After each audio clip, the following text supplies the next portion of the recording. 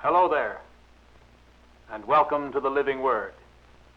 I've been thinking of the Christian's joy when time passes into eternity, and he is forever with the Christ he loves. And that, I think, calls for a song.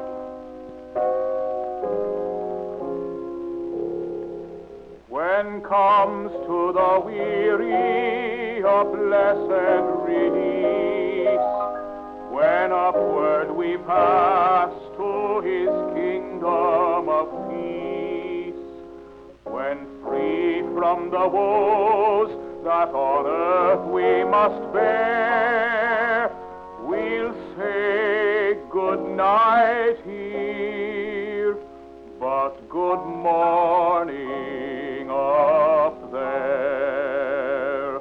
Good morning up there, where Christ is the light. Good morning up there, where cometh no night. When we step from this earth to God's heaven so fair, we'll say good night here, but good morning up there. Good morning up there, where Christ is the light. Good morning up there, where cometh no night. When we step from this earth to God's heaven so fair, we'll say good night here, but good morning up there. From thousands of his fellow human beings, one man is suddenly singled out for great personal tragedy. That man, Bill Johnson. The only one left to Bill after the death of his wife and two sons in an automobile accident yesterday is his 9-year-old daughter, Kathy, whom Bill hasn't yet dared to tell about the death of her mother and brothers. No. No, no. Daddy? Daddy? Oh, no. No. No. Daddy? Wake up.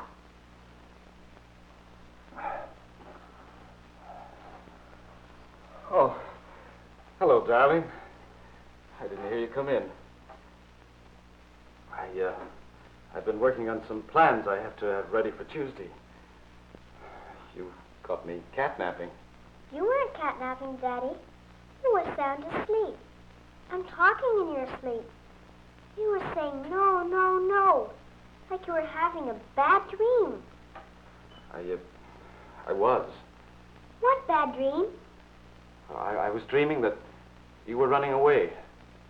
Far, far away. And I was trying to catch you. But no matter how fast I ran, I never could. I didn't run away, Daddy. Miss Hutchinson took me to the zoo. And then when I came home, I went down to the beach to look for you. But you weren't there. No, I was upstairs. And I'm glad you're back, because I've been putting off talking to you about something.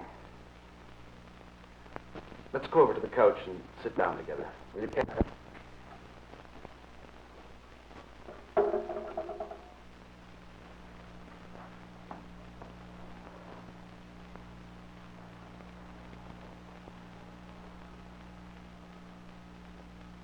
I'm listening.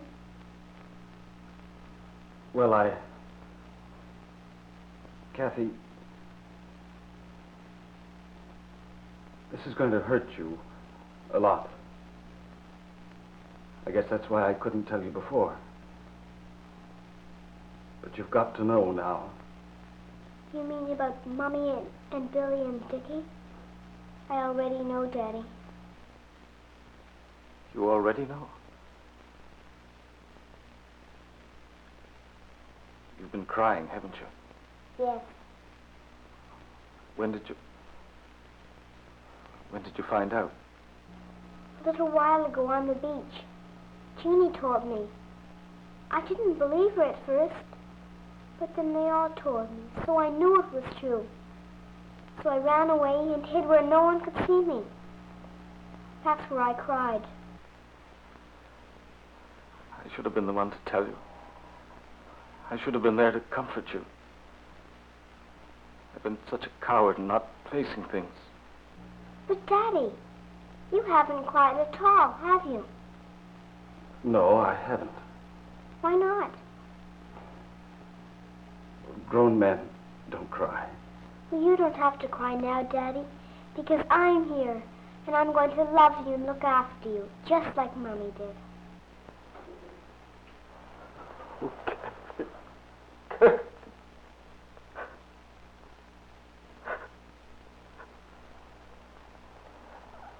There.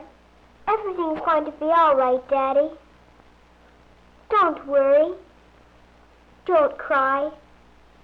I'm going to look after you now.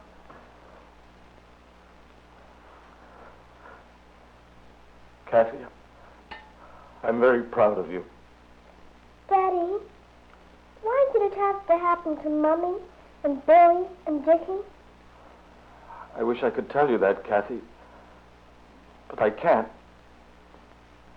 There are so many things we don't understand, that no one understands.